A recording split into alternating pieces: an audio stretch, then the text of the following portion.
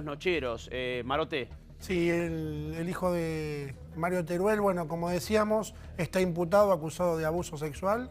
Bueno, estamos esperando la resolución de lo que tiene que ver con la fiscal, que tiene 30 días, o sea, son 15 días, prorrogables por otros 15 para determinar si lo procesa o no y con prisión preventiva o no. Y hay un comunicado que... Sí, hay un comunicado que arranca así.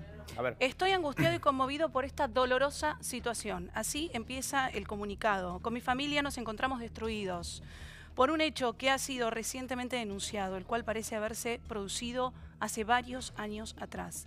Bueno, la Fiscalía Penal que interviene se encuentra investigando la veracidad de la acusación, dice el comunicado, por lo que de momento estamos en tiempos de producción de pruebas sobre hechos que por ahora parecen ser confusos.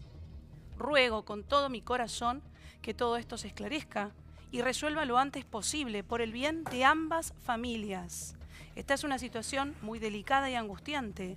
En lo personal, que quisiera atravesarla con total privacidad, dado que habría menores involucrados en el tiempo que se aleguen los supuestos hechos, y los mismos nada tienen que ver con el ámbito laboral mío y el resto de mi familia. Ruego a Dios que nos ilumine el camino a todos en estos duros momentos y aguardamos que la justicia se expida según pruebas presentadas. Vos sabés que... Sí, dale. Perdón, un dato que tiene que ver con un poco la vida personal y profesional de los nocheros.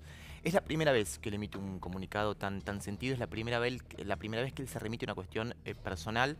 Impactó de un modo muy ambivalente en redes sociales porque hay mucha gente que considera que él en ningún momento habla de culpabilidad, ¿no? Vos escuchás el comunicado, él habla de una suerte de confusión, de un episodio confuso, turbio, opaco, pero en ningún momento ni culpabiliza ni exonera al hijo, habla de cómo pegó internamente, puertas adentro en la familia, esta noticia. Habla de las dos familias. De las dos familias. Sí. Y ojo con un dato, que es que ellos tenían planificado una suerte de gira por el interior del país, también por Bolivia y por Paraguay, y no han suspendido ningún show.